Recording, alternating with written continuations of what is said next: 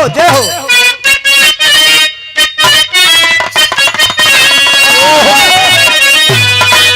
Master साहब हमारे बजावत तो स्वर्गीय रामदेव गुरु और बुल्लू गुरु का जब गाना होत रहा बाबा ये बनारस में तनी ढरक कर चलता है रामदेव। हम तो भाई रामदेव उस्ताद का बिरहा नहीं सुने हैं, लेकिन हमारे बाबूजी अपने जमाने में बिरहा कलाकार रहे, अपने जमाने में गाते थे। आज भी मेरे पिताजी हैं जो है बड़ा प्यार दुलार मिला। बाबूजी हमारे बताओ एक बदान इनके बबू से भाबाटे हमारे बाबूजी के हमारे गाँव में।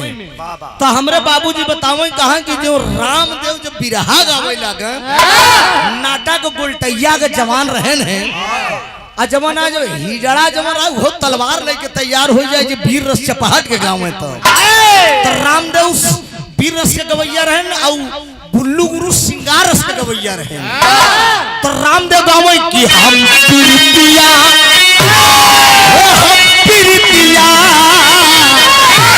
कि हम प्रीतिया करतियो न जनली कि हम प्रीतिया करतियो न जनली कि जिंदगी जवान हो गई।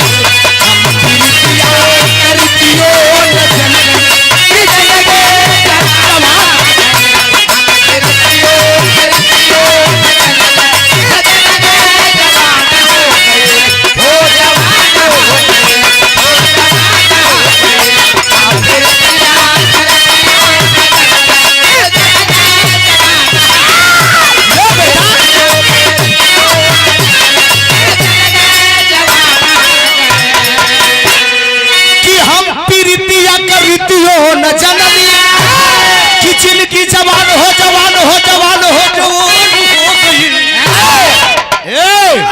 अब ही दुल्हा का चढ़ी बाजवनिया अब ही दुल्हा का चढ़ी बाजवनिया ई दुल्ही पूरा अब ही दुल्हा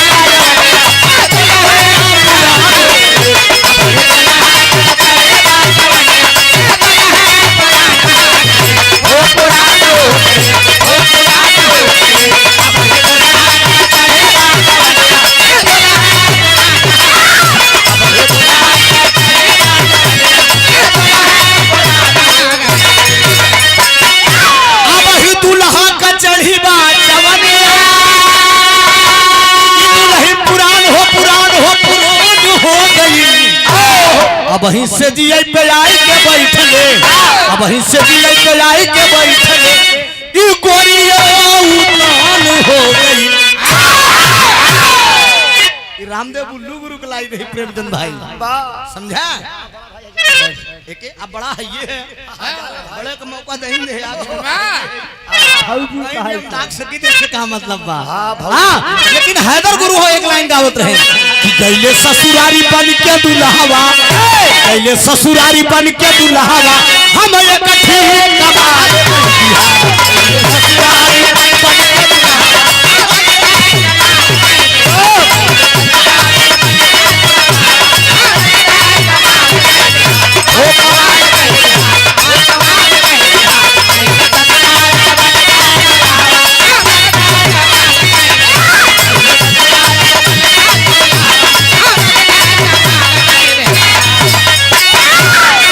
ससुरारी बन के दुल्हावा एक ठीक कमाल हो कमाल कई दिया छोटका सरवा जब लावा पर नलका सरवा जब लावा पर हम लड़की रुमाल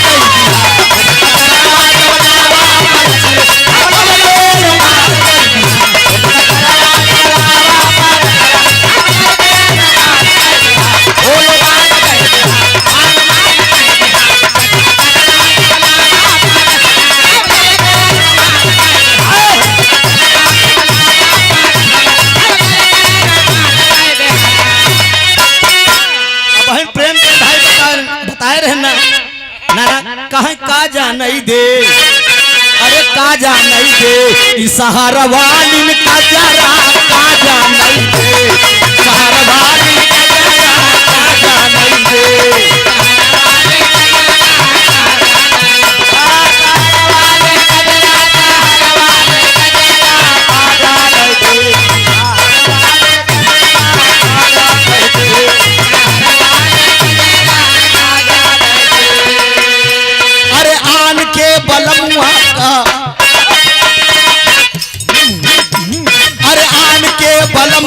का पेड़ा मिठाई बलमुआ का पेड़ा मिठाई अरे अपने बालम के अपने बालम का भेवाई दिन बजरा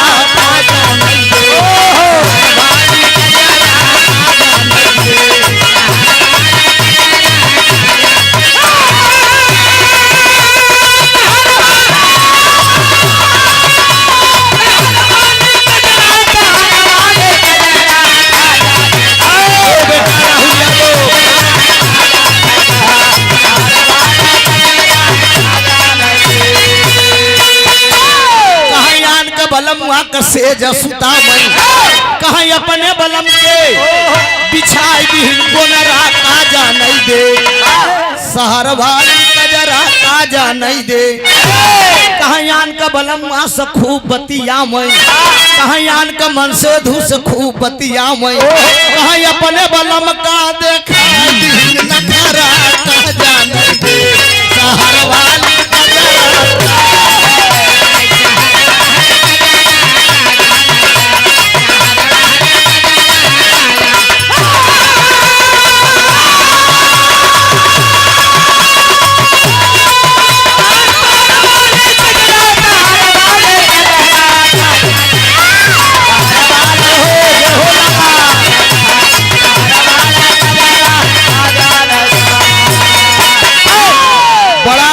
बिरहा सुने हमारे बड़का भैया की तरफ से कल युग में आई के मिलता नहीं बेटा बाऊ ज्यादा नहीं बिरहा पे बिरहा लड़ता जानता जब कोनो कायदे का गवैया जब मिले तो हमार काम बा कि हम बिरहा पकड़ के गाई थी हम काटा पे गावे वाला गवैया है और जब हेर हो हम यहाँ के निकल ली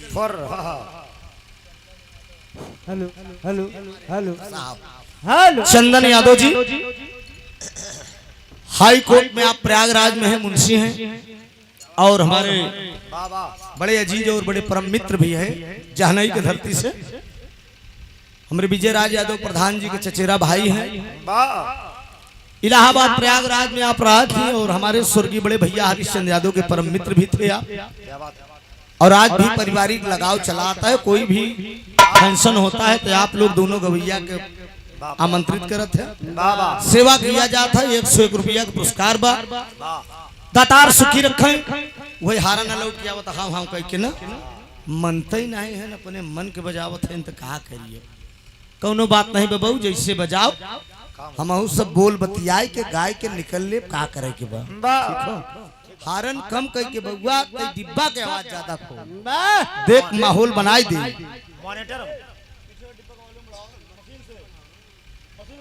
मशीन से पीछे वाले डिब्बा के आवाज बढ़ाए तो डिब्बा का आवाज तरीक बढ़ुआ बहुत तो आई जाई रन पे हेलो वॉल्यूम दे दे यार काफी भीड़ के बोले पड़त लाला बड़का भैया बताएं कि भैया खाली नहीं रहे यहाँ से 11 तारीख के इनकर बहुत बिजी प्रोग्राम रहन बाबूजी कोनो सरकारी अब हम तो कोनो सरकारी और कार्य में नहीं गाय तो भाई एक आकाशवाणी में पासव रहे भाई अब एक दाई हमारे लगे लेटर आई कहीं फला तारीख के आपका प्रोग्राम लिखा हम लगातार सुल्तानपुर तरफ टीका रहे जब भाते के प्रोग्राम गाते हमके 4,500 के चेक मिली देश के निपोर्रा कराइयो हमके एक 2 घंटा गाय लिए 10,000 15,000 बची हम कहे फोन आए लल्लू भाई के कहे फला तारीख के पार्टी लेके आना है हम कहना आई भैया के गवाई ले हमारे जगह पे 4-6 प्रोग्राम गाए रहे ना 4-6 बार गए गाय रे प्रेम भाई के हो ये बस शौक इतना बहुत बा रख ले फार्म कब 60 साल में पहुंच जा पेंसिल भरे खोगे बहुत आए सारे और का चाहिए हां भाई के सरकारी कोनो प्रोग्राम रहन त प्रोग्राम मालिक बड़ी चाहत करन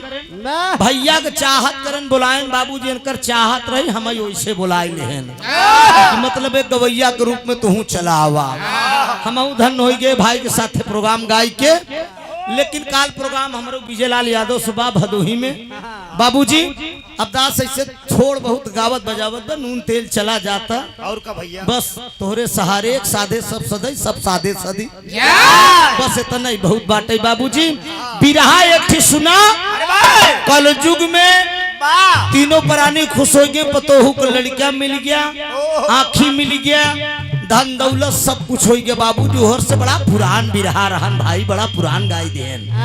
इनके बाबा गावत रहन बाबू स्वर्गीय राम कैलाश जी। अच्छा रहन बिरहा, लेकिन ये जहाँ से बिरहा छोड़े हैं वहीं से बिरहा दिखाया कलयुगी में जाता एकदम। जहाँ से छोड़े हैं से ये ऐसे कटिया फंस गई गट देना। आवा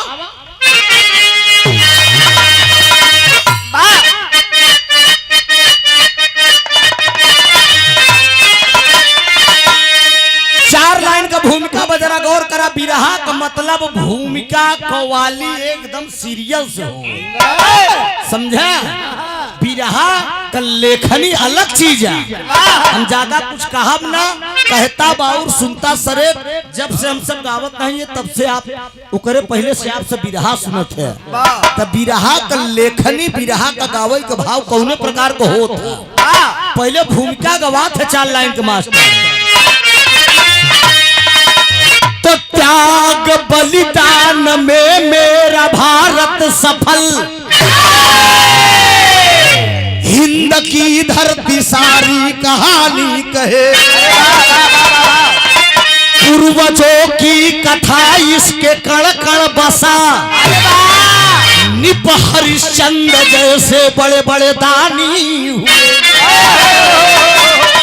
ख्याति अपनाय मरना मोर ध्वज कर गए, अपने बेटे प्यारा चलाना।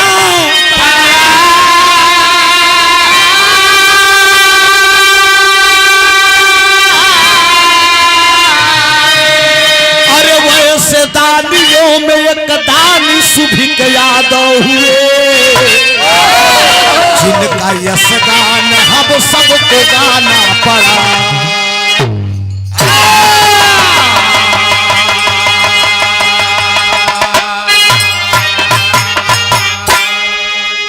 जरा गौर करे बाबूजी, ये धरती पर तमाम दानी की कहानी आप लोग सुने हो गया, तमाम राजा का कहानी सुने हो गया।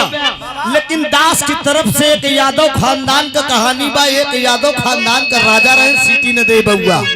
एक लाइन कव्वाली का भाव बा डॉक्टर साहब। कव्वाली बिरहा जगत के पंडित परशुराम, स्वर्गीय पंडित परशुराम जिसे पंडित को उपाधि दी गई।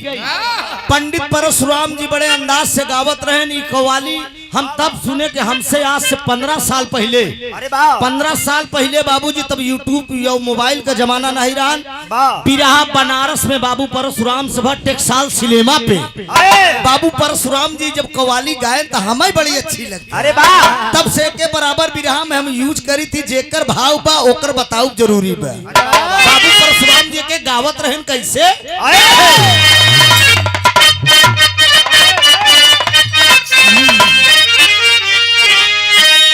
अरे उठो मुसलमान सबका अपन अपन अंदाज हो थकावे के बड़का भैया। केहू ऐसे पोता बधाई के बिरहा गावत है, समझा कि पेटे के पानी नहीं ले। मेरे दोस्त बाबूजी केहू हसीन के गावत है, और ये जने हसीन के गावत, चाहे क्यों हंसे चाहे ना तो खुद ही हंसता है। मेरे बाबूजी अब क्यों है तो अपने रुआब पे गावत है, हम दूसरे हिसाब का है कि अरे उठो मुसलमान नमाज पढ़ लो, अरे उठो मुसलमान नमाज पढ़ लो, अरे उठो मुसलमान नमाज पढ़ लो, अभी मेरा सर नहीं है। उठो मुसलमान नमाज पढ़ लो,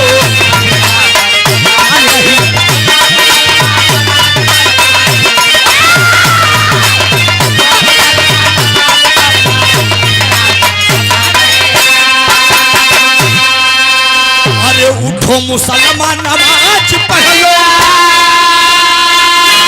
अरे अभी मेरा सर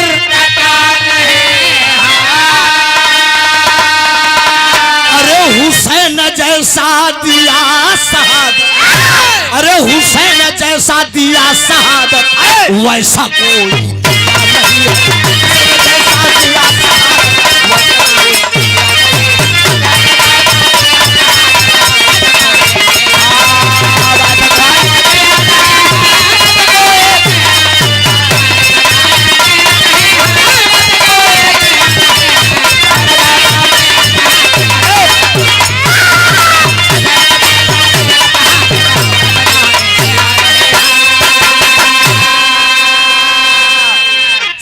वाले बड़का भैया गाना चाहे जैसे हो, लेकिन एक बात फरछायो,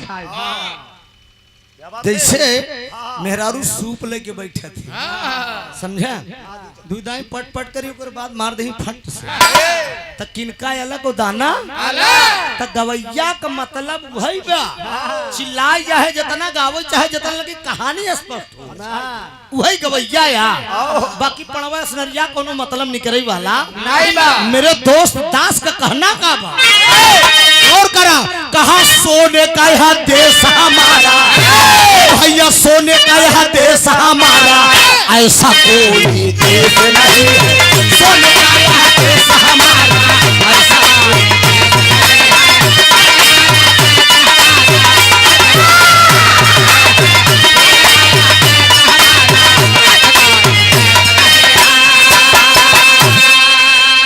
सोने का यह देश हमारा, ए भैया हर ऐसा कोई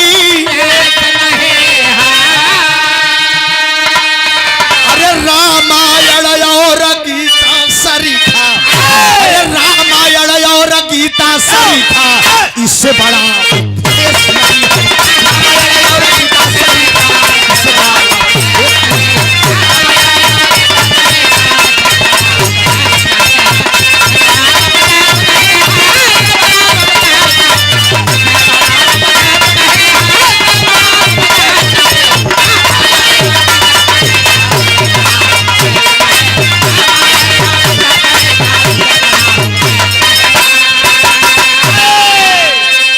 सोने का यह देश हमारा, ऐसा कोई देश नहीं है, रामायण और गीता सरीखा, इससे बड़ा उपदेश नहीं है।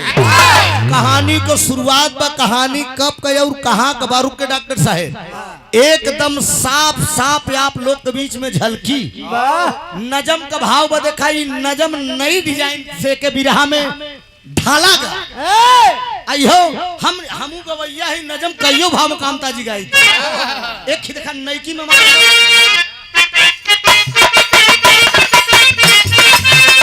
बस लगा रहा, हाय एक दिन बैठे थे कैलाश पर दोनों प्राणी, एक दिन बैठे थे कैलाश पर दोनों प्राणी, माता गिरजा रही संग रहे सूदानी,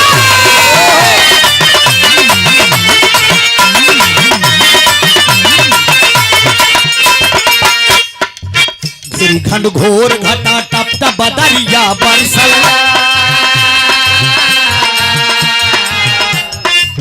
गिरिखंड घोर घटा टप टप बदरिया बरसल, कोई साया न था गिरजा का चुदरिया भी,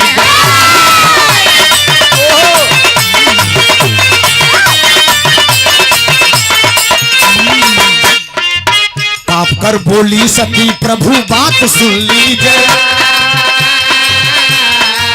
कांप कर बोली सती प्रभु बात सुन लीजिए, धर्म है एक मेरा उसे दूर कर दीजिए,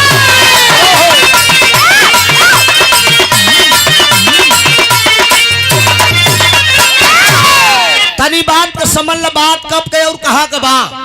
एक बार कैलाश पर्वत पे भगवान भोलेनाथ माता पार्वती दोनों प्राणी बैठा है, हल्की से बारिश हो लागा आसमान से, माई पार्वती कापई लागी थर थर थर थर, भोलेनाथ बउराहू कहे कहे कापत हो, कहे स्वामी हम कापत यहाँ से है कि कहीं पानी से नहीं कापत है, कापत यहाँ से कि कहीं बदरवा हमारे ऊपर न फाट पर है। भगवान भोलेनाथ मुस्कुराए के कहे हे दुल्हन बादर तोहरे ऊपर न आई, कहे काहे नहीं आई, कहे हम ये सोचत है तू काहे कांपत हो, कहे हम ये सोचत है कहीं बदरवा हमारे ऊपर न आए, कहा तू टेंशन ना ले, ये तोहरे ऊपर ना जाए, कमता बड़ा फेर में पड़ा हुई कि कैसा नकलची आदमी है, नमो हमार त्रिभुवन बा। जहाँ जैसा तहाँ तैसा ना बुझे तो मरद मरद कैसा समझे। प्रेमचंद के साथे विराह हो तो प्रेमचंद वाली बोला, आज बनारस वाले हो तो कहली बा, गईली बा, एगो ऐली बा, पेलली बा, एगो लड़की बा, एगो लड़का बा, रेल दिले बा। चल जे बोल उस बोल में हमेश बोल जहाँ जैसा तहाँ तैसा लेकिन बोला भेज बात के चला आओ मेरे दोस्त। माई पार्वती कांपत है, भोलेनाथ कहे तू टेंशन न ला, ई बादर आसमान के खम्भा पर टिका बा, ई तोहरे ऊपर आवे वाला माई पार्वती जब सुनिन की इज्जत का खम्भा पर रुका बना वह ये खिजित कर तर्ज लगा डॉक्टर स्वर्गीय रामदेव गुरु वाली लगी।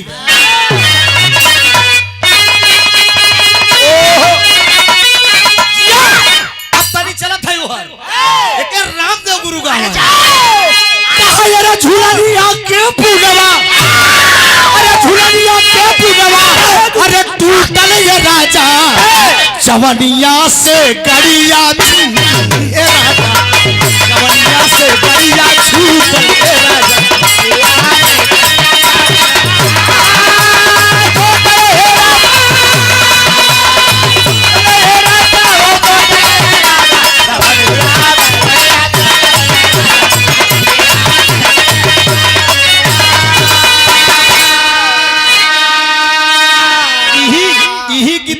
हैदर गुरु अथी पर से गाए हैं मंजरी के बियाह में गाय कहा खोजा कर रहा प्या कहे हमार पाइजे बराज हीरो जड़ोदा। मंजरी के बियाह में मुंशी जी प्रधान जी मंजरी के बियाह में हैदर गुरु एक लाइन गायन है, कहे बतावा तू कितनी तिलकिया चढ़ाईगा,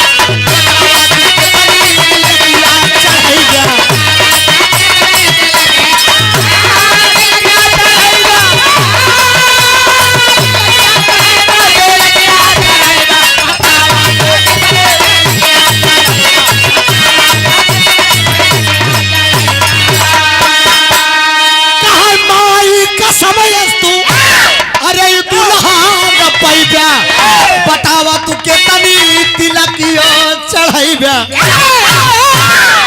मंजरी के बियाह में गाए हैं, लेकिन माई पार्वती भोलेनाथ से कहा थे कहे हमार दूल्हा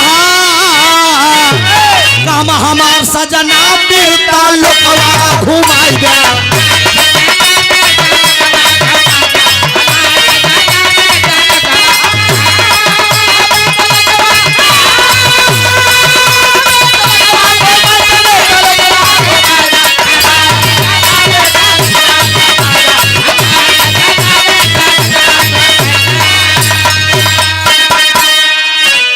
श्रीमान जहनई के धरती से जहनई के पूर्व प्रधान नहीं जहनई के वर्तमान प्रधान श्री विजय राज यादव जी, आप बाबूजी की तरफ से ही बहुत समाया का पुरस्कार बा, बड़ा प्यार स्नेह मिलत है।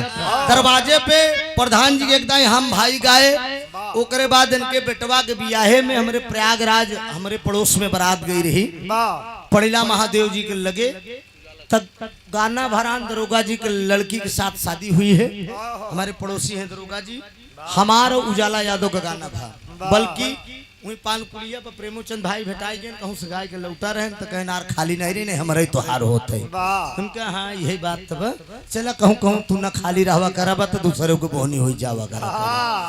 200 रुपया का पुरस्कार बा, दाता और सुखी रखे सब भैया लोग सुखी रहे बड़का भैया। ए भैया दाल रोटी सबको चले चाहिए, क्यों को महीना में 30 दिन चली, क्यों को 15 दिन चली बाबूजी, लेकिन चले चाहिए। अब हम लोग फरगो तो नहीं चला सकित कहो और कहो फरगो तो नहीं चला सकीदार जवन है मेरा रू कहा अगर सरकारी नौकरी करत होता तो रिटायर कगार पे आएगी होते 25-26 साल तो हो गई है करत।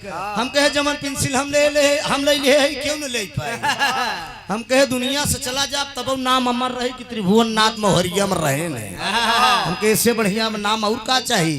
4-10 चेला चापड़ निकल जाही गावत रही कहूँ त्रिभुवन त्रिभुवन कहीं नहीं बस हो गया।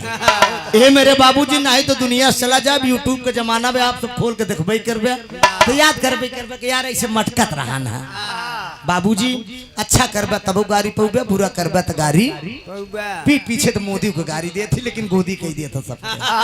मेरे दोस्त कहना बा कौन लोकवा में बा, अरे हमके दिखावा चल के दिखावा जी तेरे लगावा,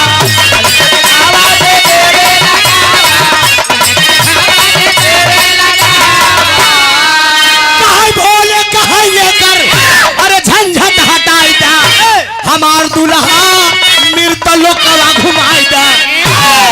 कहा सुना मृतलोक में लिया के चला हम और सबका खम्मा कहाँ बा हम देखब। पार्वती जी दियाई कहन कन न बोलब न खाबई न संगे सूता। भोलेनाथ सोचेन कि मामला गड़बड़ाई के मेहरारू से पूरी दुनिया हारी बा।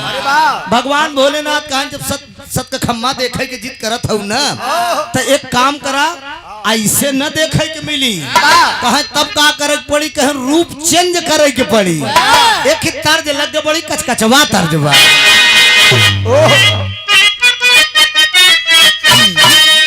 तरस के लाइन बा कौनो एक लड़किया रहा जब पाने के दुकान पे बैठा रहा, एक लड़की बढ़िया बार कटाई के हैप्पी कट में छोट छोट बार कटाई के पहुंची, जींस और टी शर्ट पहन के कहा जरा पान लगौली। कैसे खौली? लड़कवा पलट के देखे कहा करे तो कहा हम बिटिहनी नहीं बेटाना नहीं बिटिहनी समझ में औली। तो वो लड़कीवा को देख के मेरे भाई मन बदल गया। कहा कि हमारा दिल है पान का पत्ता, कि हमारा दिल है पान का पत्ता, गोरी पे लगा दो चूना पत्ता, कि हमारा दिल है पान का पत्ता, गोरी पे लगा दो चूना पत्ता। अरे जर्दा खाई भी मीठा पान गोरिया, लेकिन लड़कीवा ताऊ बाज रही कहा सुना हमके पान तो चाहिए अच्छा, हमके पान तो चाहिए अच्छा, चाहे डमरू हो कलकत्ता, हमके पान तो चाहिए अच्छा, चाहे डमरू हो कलकत्ता, हमके उहई चाहिए उठवा जवानलाल करेला, हमको उहई चाहिए उठवा जवानलाल करेला।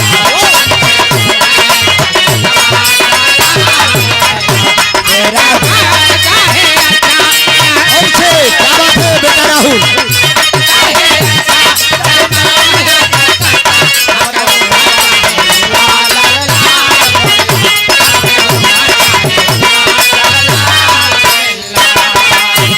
एकदम गजब बेटा, देसी भी गवा रहे हो विदेशी भी गवा रहे हो। श्रीमान विकास यादव लच्छीपुर के धरती से 101 रुपया के पुरस्कार बा। दातार सुखी रखकर सब भैया लोग सुखी रहे। बड़का भैया भगवान भोलेनाथ माता पार्वती से कहा था कि झट से बोले हैं सूदानी, कि झट से बोले हैं सूदानी, बुढ़वा रूप धरे दोनों प्राणी, अरे लिहले बगली मझोली लटकाई भगवान। भगवान भोलेनाथ माता पार्वती से कहन कि सुना ई पार्वती बन के बैठी रहबू कैलाश पर्वत पे काम न चली। कहे तब कहे तू मंगतिन बन जा हम मंगता आयावा चली मृतलोक में। अब बाबूजी भोलेनाथ मंगता बन गए, पार्वती के मंगतिन बनाई दे। भेष बना कैसे पेवर कोड़ चुआ, एकदम पेवर कोड़ चुआ। तो बाबूजी मुंह टाण एकदम गोइठा एहर ओहर रूप बनाए के अब भोलेनाथ मृतलोक में चल दे एकदम। यह पीछे पीछे पार्वती लगी है तो तर्जबा आए हाय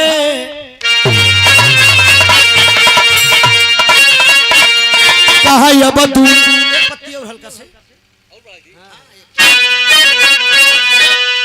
कहा दूनौ जन चले, कहा अरे दूनौ जन चले, साधु भेसावा बनाए के दूनौ जन चले। साधु भेषवा बनाए के तीनों जन चले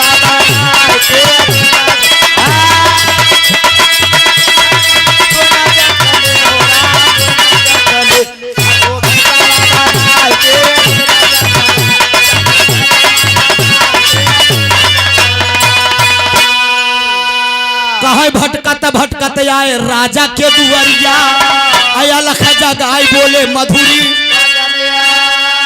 कहे भोजन कराई दे भगवान भोलेनाथ माता पार्वती मंगती मंगता का रूप धारण कर लिए लेकिन बाबूजी यहाँ गोकुल में नंद बाबा के बाद नंद बाबा के खानदान में यादव खानदान से एक राजा रहे जेकर नाम रहा सुभीक यादव।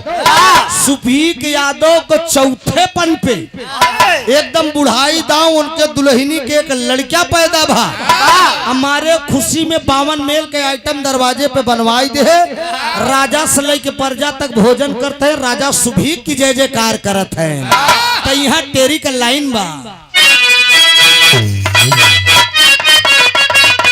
अरे मोरे राम अंगनमा में अब बाजई बजना तब फूला फूल अनोखा देखा चौथे फूला फूल अनोखा देखा चौथे पनवा अंगनवा में बाजई बजना तो गोकुल में एक रहा सुनो गोकुल में अब रहा सुनो अब राजा का परिवार सुनो नर नारी कुल जुट के गावत रहलिन मंगल चार सुनो चट से दूनौ प्राणी पहुँचे बाबू उनके द्वार सुनो लागे मादन भोजन सुनना लागे मादन दूनौ जनब भोज छिड़ाय पार सुनो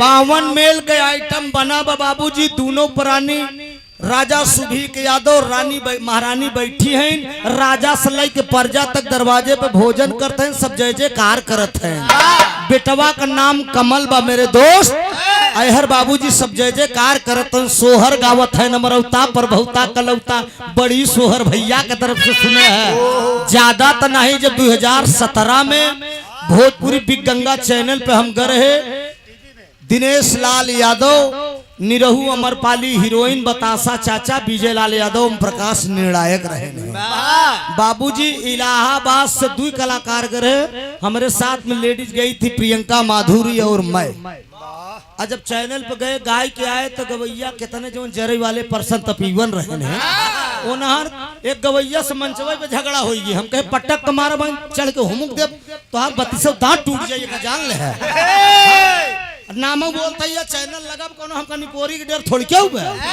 छोटे लाल बीबीपुर छोटे लाल पासी ये करुआडी प्रतापपुर में गाना में कहा मेहरारू गाना बेच के त्रिभुवन चैनल पे गए हमके कहा है हमके खाते अपने बेटवा कसम जमन है हम कहे तेली के तेल जने मसाल्टी कहाँ फाटे हम कहे क्यों जने पहुंच नहीं पावा था तो त्रिभुवन से तनी बड़ी ईर्षा हाँ ईर्षा तू न गई मेरे मन से जेके जहाँ जाए तो बाप ने रोक पाई समझे हम कहे कर ढेर गवैया इंटरव्यू दे इलाहाबाद के कहियो जने क्यों नहीं पोरी हरंग नहीं कहे त्रिभुवन को हो गया अरे तो अब चैनल वाला हमने परीक्षा दिया चैनल वाला मुझे पास किया ये लड़का सही है ये गाने लायक है तो राजा मोरंग के खिबिरहा गाए रहे तो 2 लाइन को सोहर में हम गाए रहे कार्यक्रम के मालिक श्रीमान लाल यादव बाबूजी के कर कमलों द्वारा इस सादर 500 रुपया का पुरस्कार बा दातार सुखी रखकर सब भैया लोग सुखी रहे बड़का भैया कि अरे भला चेकर पिलाई उहई जानई दूसर कऊ मौका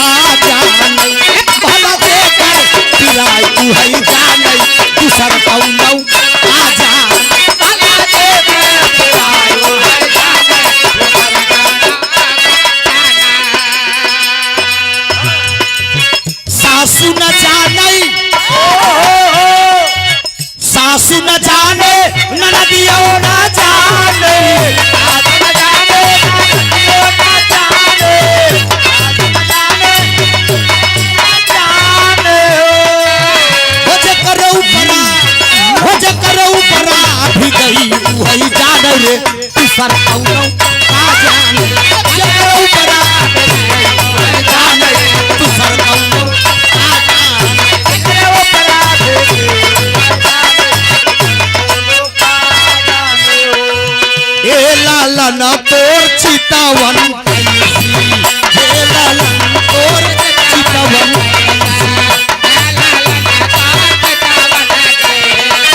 ए लाला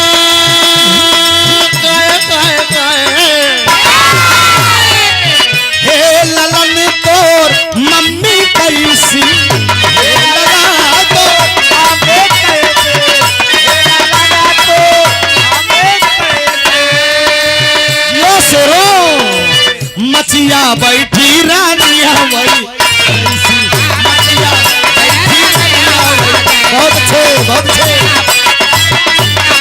आराधे आवाज रानी आवाज अरे आवाज रानी आवाज बहुत अच्छे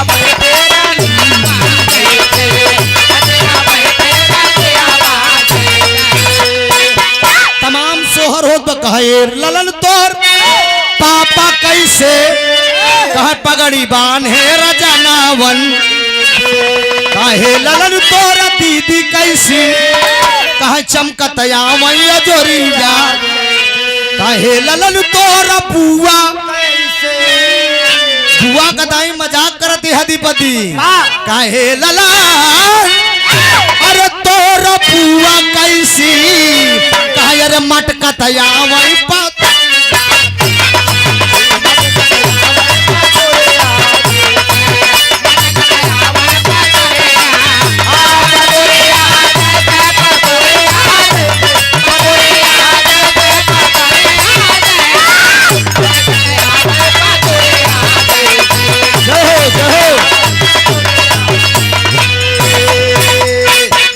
तमाम प्रकार का सोहर हो भोजन सब राजा से लेकर प्रजा तक करत है जाए जमन बजत है कौन छोड़ दे बा जाए नहीं बोलो था तनिको नहीं बोलता ना ए भाई ये बनाओ यार क्या बजा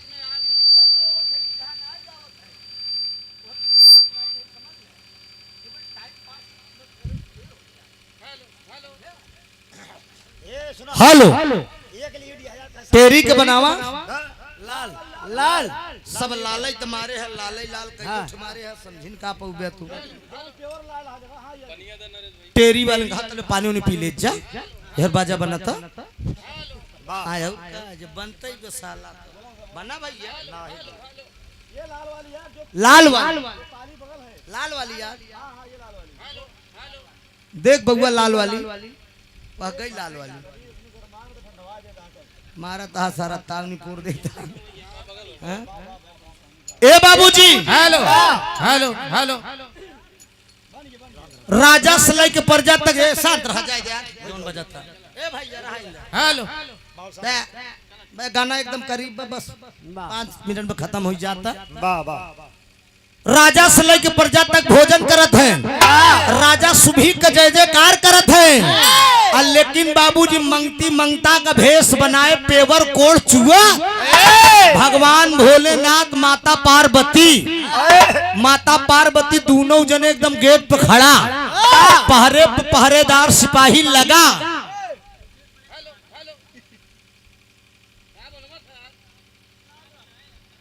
ऐसन भाई लोग बकर बकर करही तो हम डिस्टर्ब हो नीचे से लोग गुस्सा थे तो हमार मूड खराब होत है ते के बनाए दे भैया अब का करबे हम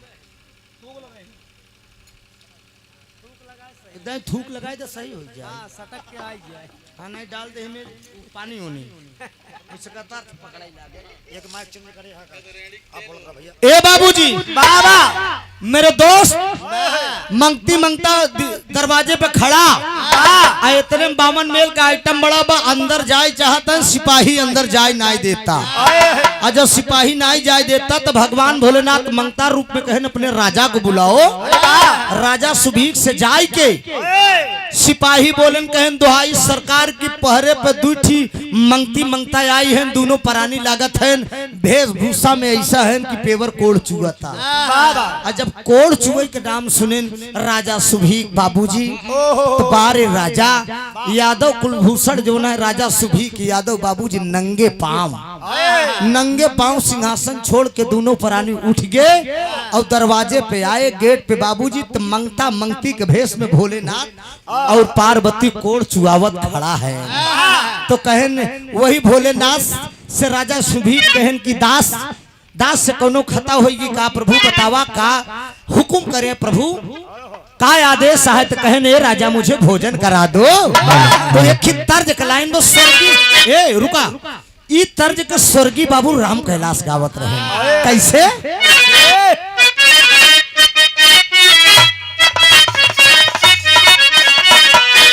यह तर्ज के लाइन कहा, हैरान मोरा कोन्या कैसे मुस्कुराता बाबा का नाम पे। सोचा था कि देखा यार हेरो प्लाट लिखाई है, हम जहाँ ही नहीं पाऊ वहीं 10 बीघा जोत ले। मेरे दोस्त तर्ज केहू के बाप का बपौती कामता नहीं हो, एके जान ला और कभों बतावे में चुके नहीं चाहिए, ना चुके चाहिए कि फलाने का लाइन है।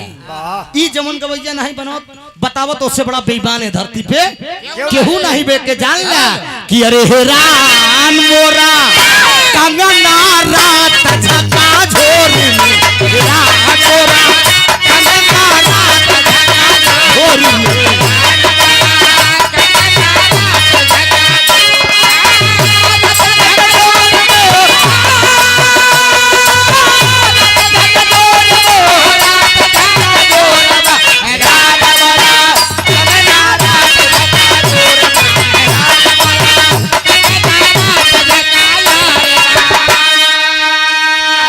चौमोर कंगना के हेर ढूढ़लावे,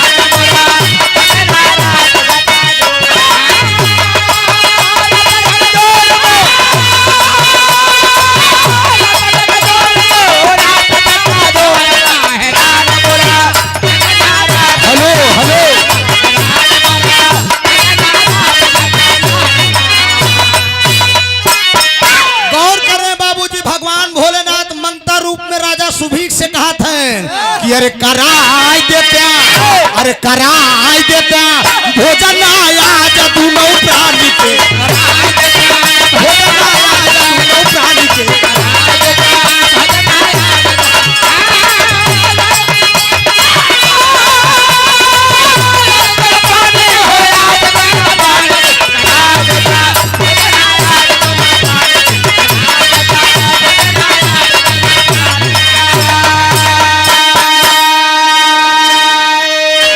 हंस के सुभीक कहे कवन बड़ी बात बा, हंस के सुभीक कहे कवन बड़ी बात बा, बुढ़वा कहाई तोहरी कुछ नया ओ बात बा, बुढ़वा कहाई तोहरी कुछ नया ओ बात बा, बुढ़वा कहाई तोहरी कुछ नया ओ बात बा।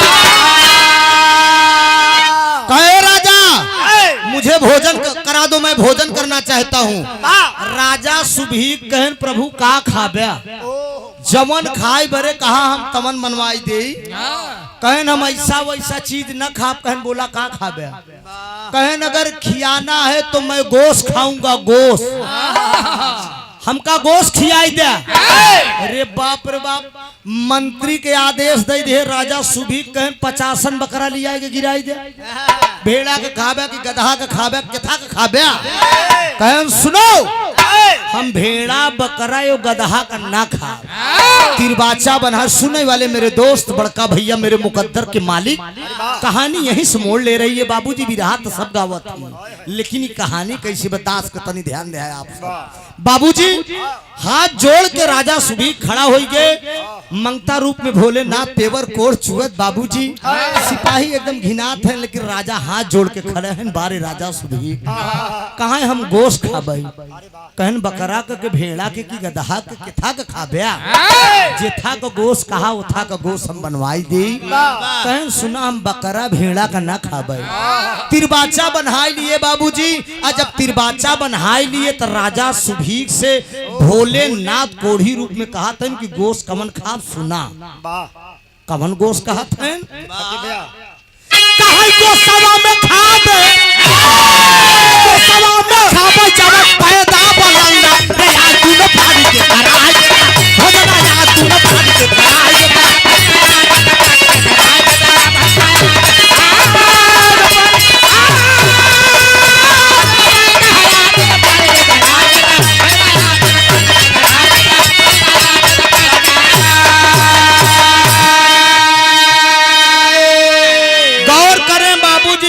सुनने वाले श्रोता सज्जन कहन गोश्त में ऐसा गोश्त न खाब, हमू गोश्त खाब जौने लड़किया का जन्मदिन फाने हैं बेटवा कमल का दोनों प्राणी मिल के अगर कटब्या बोटी बोटी करब्या तो हम भोजन करम नहीं तोहरे दरवाजे से चला जा।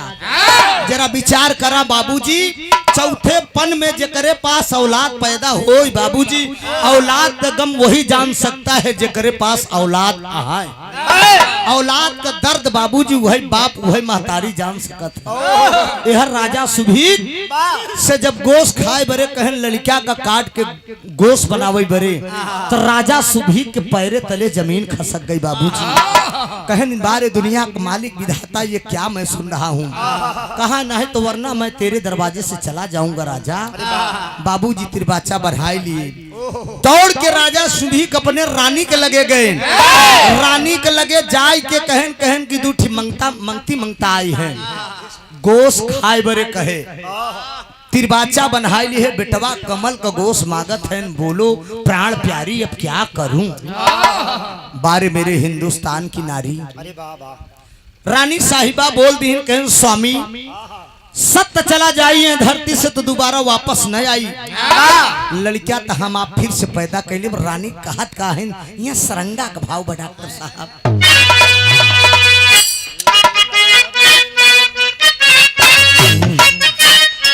रनिया कहाना लागी ढाई के चारानिया हो, ढाई के चारानिया हो, सही है नहीं जाते तो द्वारे से जाइना देवे सुनिला सा जानावा हो, सुनिला सा जानावा हो, चाहे जाई प्राणावा ललला के काटी काटी बनवाई भोजनवा रनिया बनवाई भोजनवा हो, आपई अब धरतिया सुभी का सोचा ना लागे, बापू अपने माना वाले, बाबू अपने माना वाले, हाय रे की सामत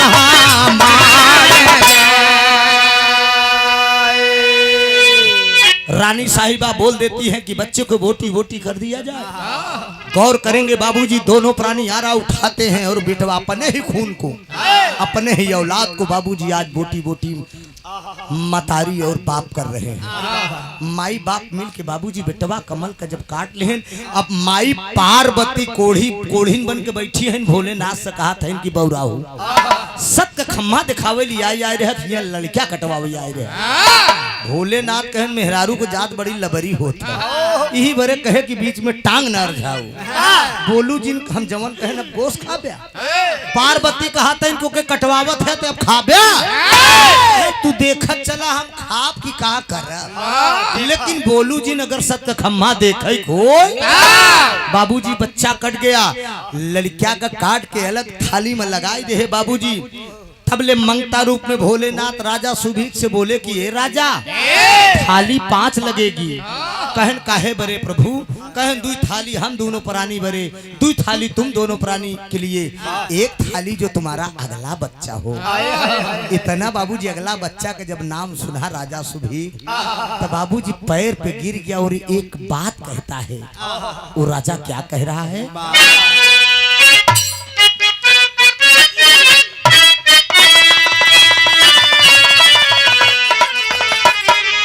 यह दर्ज के लाइन पर, अरे मथुरा मलिहले आवता,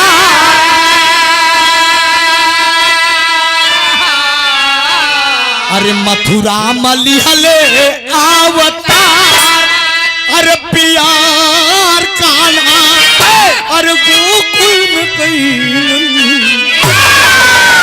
लेकिन बाबूजी आज राजा सुभीक भगवान भोलेनाथ के सामने आंखों में आंसू लेकर बोल रहा है बाबूजी, और क्या कह रहे हैं कि कुहू के करे जा बार बार, अरे कुहू के करे जा बार बार, अरे हमार लाल सपना हो गई। कुहू के करे जा बार बार, हमार लाल सपना हो गई। कुहू के करे जा बार बार, हमार लाल सपना हो गई।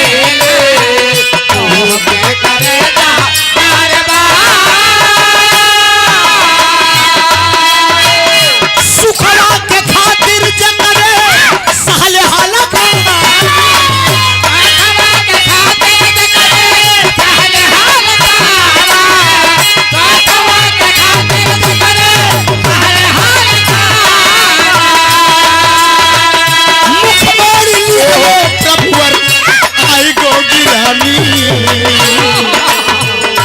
यही हो कहानी अब हमार हो, यही हो कहानी अब हमार, हमारा सपना हो गई। यही हो कहानी अब हमार, हमारा सपना हो गई।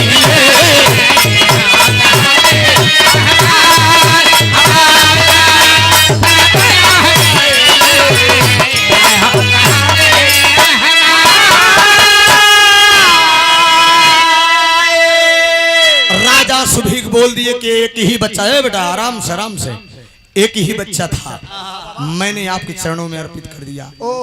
भगवान भोलेनाथ मंगता रूप में समझ गए कि ओह होल, इसके पास एक ही बच्चा था, मैंने कटवा के बहुत बड़ी भूल की। ऐसे के यहाँ तो भोजन करना बेकार है। पार्वती बोल दी कहन कि कटवाए है लड़का तो भोजन करके चले के पड़ी। ममता नहीं आई, जरा सा विचार आपने नहीं किया। किसी के बच्चे को आपने बोटी बोटी कर दिया, वो अब उठ के चलत है कि भोजन न कर। गौर करेंगे बाबूजी, इधर जब भोजन करने के लिए बैठते हैं चारों लोग, तो रानी को याद आया, मैं नमक डालना भूल गई। अपने बच्चे को जब टुकड़ा देखती है बाबूजी, माँ की ममता छलक गई और क्या सोच रही है मन में। देखिए तर्ज का लाइन बाबू,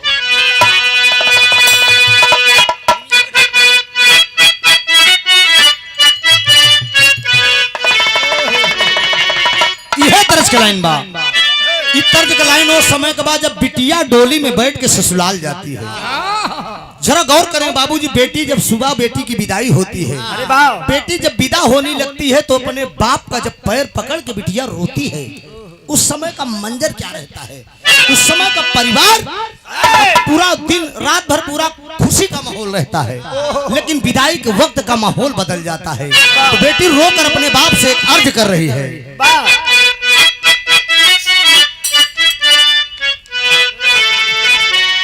अरे निबिया के डार जानी काटी हाय बाबा,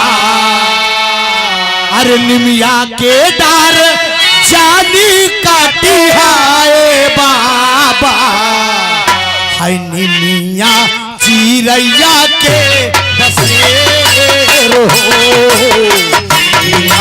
चिरैया के बसेर हो,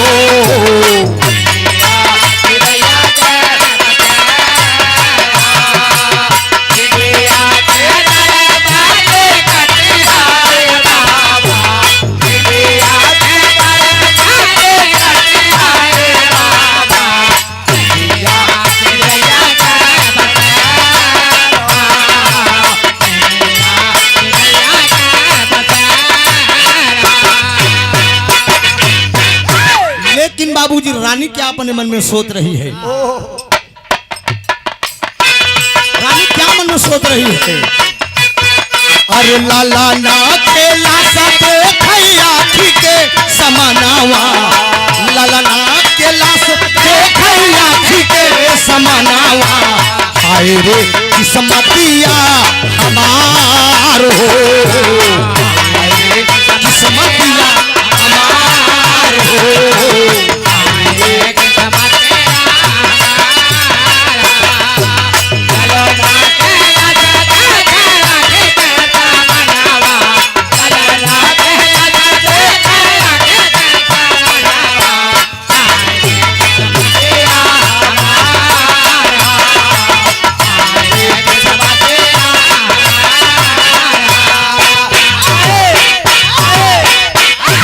ललना के जी भर के किहाना दुलरवा, हमसे अब छीन लिहले हमरो सुगाना, अरे हथवा के हमरे ना छूटली में दिया, साले मई बड़ाया पमान हो। बच्चे को बोटी बोटी कर दिया, भोजन करने के लिए चारों लोग बैठ गए। रानी को याद आया कि मैं जल्दी जल्दी में नमक डालना भूल गई हूँ। नमक लेने के लिए बाबूजी जब महल में प्रवेश कर रही हैं तो इधर भगवान भोलेनाथ मंगता रूप में उठ के दरवाजे से जाने लगते हैं। ऐ राजा, मैं तेरे यहाँ भोजन नहीं करूंगा। बच्चे को बोटी बोटी कर दिया, ममता नहीं आई, जरा से नमक के लिए इतनी बड़ी कंजूसई की तो आल्हा का भाव लग गया डॉक्टर साहब।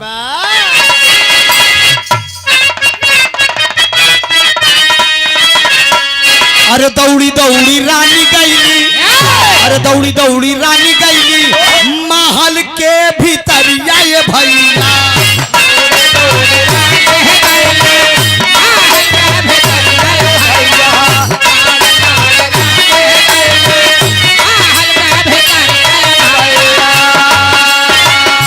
आगे का कहानियां तनी सुन मानला,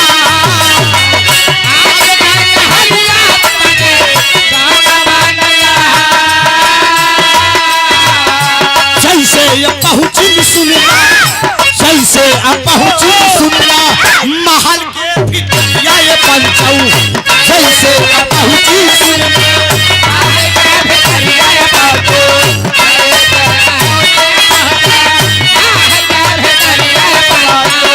मालिक का लीला बाबू, लीला या बकैले सुनला हर कारता,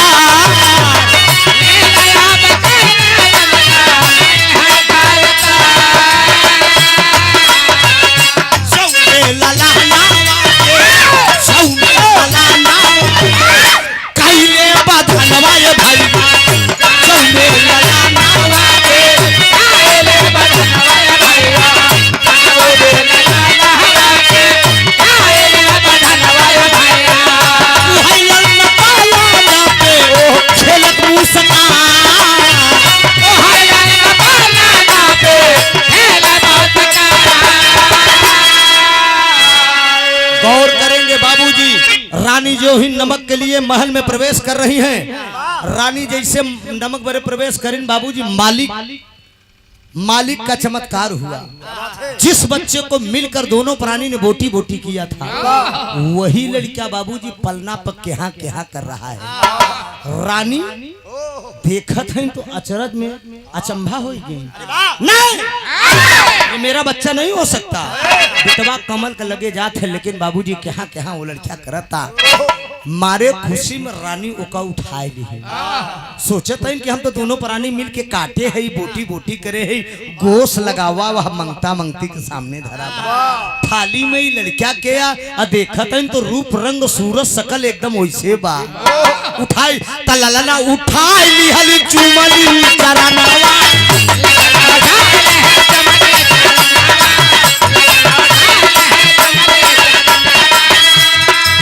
विधवत बाबू अब कैलिन हो तुला,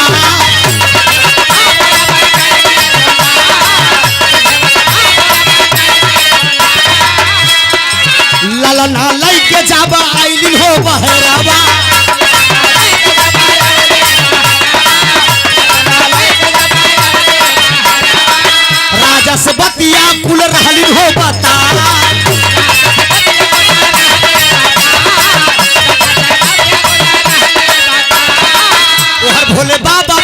गिरजा से बयानवा भोले बाबा बोले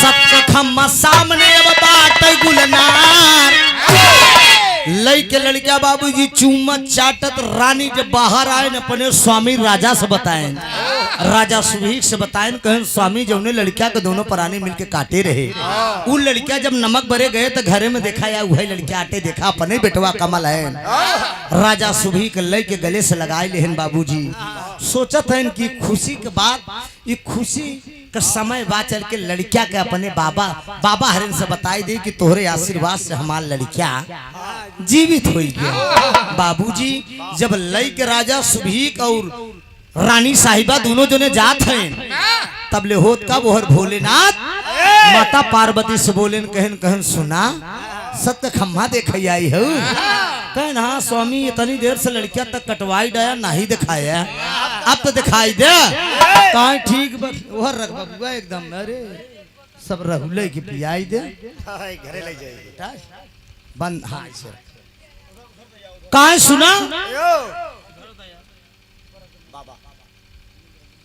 माता पार्वती से भोलेनाथ कहन कि एक काम करा अगर सत्य खम्मा देखे खो तभी जो मंगती मंगता के भेष में दोनों प्राणी है ई भेष छोड़ के असली रूप में आई जा तू पार्वती बन जा हम भोलेनाथ बन जाए जब लई के लड़कियां दोनों प्राणी राजा रानी आवत हैं एहर भोलेनाथ पार्वती का करते खड़ी का भाव बया करी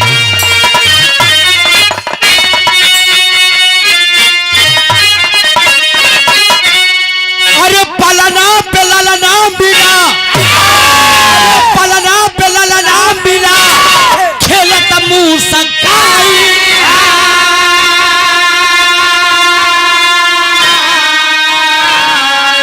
अरे ललना कच्चू मैला के गोदी में उठाई हो ललना कच्चू मैला के गोदी में उठाई हो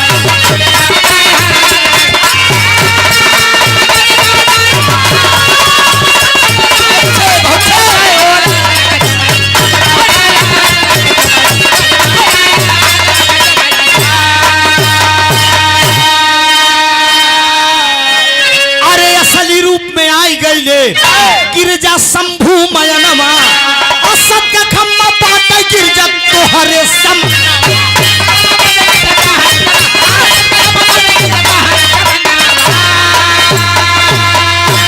अरे भक्ति भावना में प्रभु दर्शन दिए आई अरे ललना कचू मैला गे गोदी में उठाई हो भगवान भोलेनाथ माता पार्वती दोनों प्राणी अपने असली भेष में आई गए असली भेष में आई गए तो माता पार्वती पूछत हैं भोलेनाथ के कि सत्य खम्मा कहाँ बा भोलेनाथ बतावत हैं पार्वती से कि यही सत्य खम्मा आया यही राजा सुभीक जैसे सत्यवादी राजा हरिश्चंद्र मोरध्वज जैसे सत्यवादी राजा यही सत्य खम्मा है ईमान को नहीं जाने दिया बल्कि अपने बेटवा का बोटी बोटी काट डाले पाप करने वाले लोग ज्यादा हैं और पुण्य करने वाले लोग कम हैं और जवन पुण्य करे वाले लोग हैं वही पे आसमान और पृथ्वी इसी पे आसमान पृथ्वी टिकी है यही सत्य खम्मा है देवी और दिखाई दिए बाबूजी और जब जाए लगे माता पार्वती राजा सुभीक दरवाजे पे जब अपने भगवान भोलेनाथ माता पार्वती को देखे तो बड़े अचरज में पड़ गए अचरज में पड़ गए सोचे ही लगे कि नाथ आप हमारे दरवाजे पे अरे वाह पैर पे गिर गए बाबूजी और वही उठा के गले लगा लिए भगवान भोलेनाथ राजा सुभीक को गले लगाए और गले लगाने के बाद बोले कि राजन मैं तुम्हारी तपस्या पे बहुत प्रसन्न हूँ ऐसा राजा मैंने नहीं देखा आपने पुत्र को नहीं देखा बलि चढ़ा दिया पुत्र को आप मैंने तुम्हारी परीक्षा लिया लेकिन तुम परीक्षा में सफल हुए बोलो क्या वरदान चाहते हो राजा सुभीक कहा स्वामी हमका कुछ चाहिए केवल इतने कि कलयुग में कौनो मनुष्य के दरवाजे पे इतनी कठिन परीक्षा जिन रहा नहीं केहू के बिटिया बेटवा कटवावे जावे ना तो लई के लोहबंदा दौड़ाई ले एका जान ल केहू बिटिया बेटवा काटई बरे तैयार बड़का भैया कलयुग तक का बात बताए, कलयुग तक कहियो सिद्ध होता। राजा सुभीक से बोल दिए, कहन जाओ ऐसा ही होगा, बता दे किसी भी भेष में किसी के दरवाजे पे नारायण आए हो या केहू की बिटिया बेटवा कटवाए हुए। ये राजा सुभीक का मांगा हुआ वरदान बा। गाना का हमारे शीर्षक रहन सत का खम्भा राजा सुभीक का बेटा पुनः जीवित हुआ। कलयुग में किसी भी रूप में राजा सुभीक का मांगा हुआ वरदान में केहू के दरवाजे पे भगवान कौनो भेष में कलयुग में नहीं होतन। कलयुग मोहर का भी रहा, कलयुगों में हर कलयुग तक लिया के छोड़ दिन मेरे दोस्त। अब देखा कलयुग के आगे का होता भैया, आगे जाती कि कलयुग के बाद कोनो कलयुग बा। अरे अबे कहियो कलयुग 20 कलयुग सब बागनवा हमारे पास।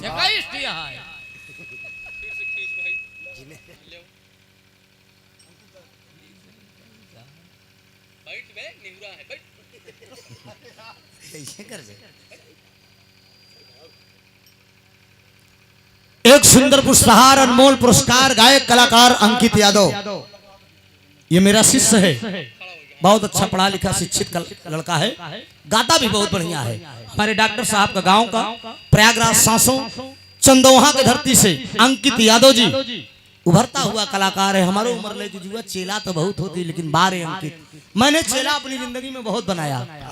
हमारा अंदाज है कम से कम 12 से 14 चेला हमारा हर जिला में गावत है।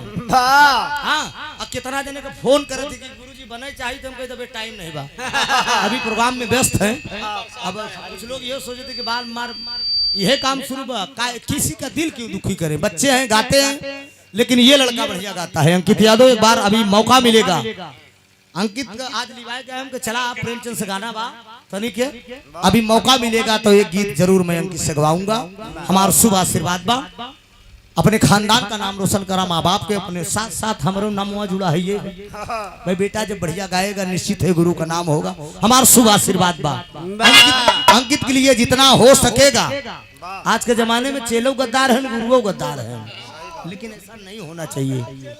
लेकिन मैं इतना जरूर कहूंगा गुरु के अवगुण से मतलब नहीं रखना चाहिए, गुरु के गुण से मतलब रखना चाहिए। गुरु के अब गुरु का करत है, गुरु गाजा पियत है मतलब दारू पियत है कि विषय में राव रखा, ऐसे मतलब न रखा। गुरु के अंदर जो काबिलियत है, जो अच्छाई हो। आज विजय लाल यादव जी के न जाने कितने शिष्य हैं, लेकिन शिष्यों में प्रमोद लाल यादव गाजीपुर और सुधीर लाल यादव बिहार। अगर मंच पे गाने लगते हो तो टू कापी विजय लाल करते हैं। बनारसी प्रमोद लाल इस समय उभर रहा है, ये सब टू कापी उतरते हैं अपने गुरु के आदेशानुसार। तो ऐसा होना चाहिए। मेरा अंकित भी बहुत सुंदर कलाकार है, मौका मिलेगा एक गीत गवाऊंगा आप लोगों के बीच में। यही सत्य खम्मा है, आखिरी भाव है।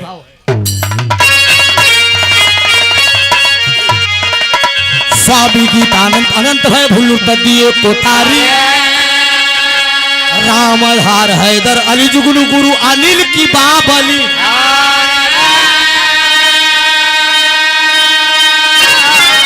अरे अंगनवा में अब बाजै बजना, त्रिभुवन नाम का बाटै मौहरिया भावनवा। अंगनवा में बाजै बजना, दोनों सहेली जो गुल्ला बेली जैसे चंदा चकोरी। दोनों सहेली गुल्ला बेली जैसे चंदा चकोरी।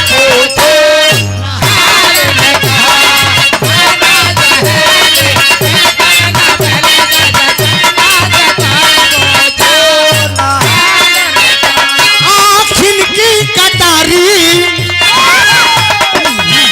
आखिन की कटारी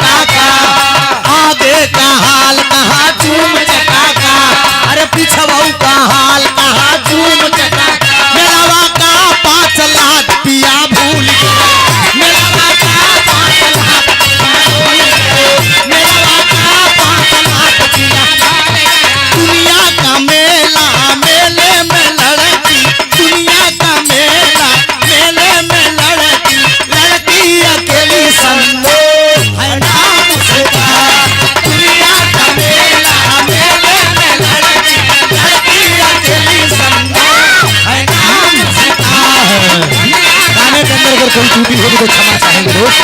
बहुत बहुत धन्यवाद भैया से सेवा से बात हो गया। दुनिया का मेला, मेले में लड़की लड़की अकेली सन्नो है नाम उसका।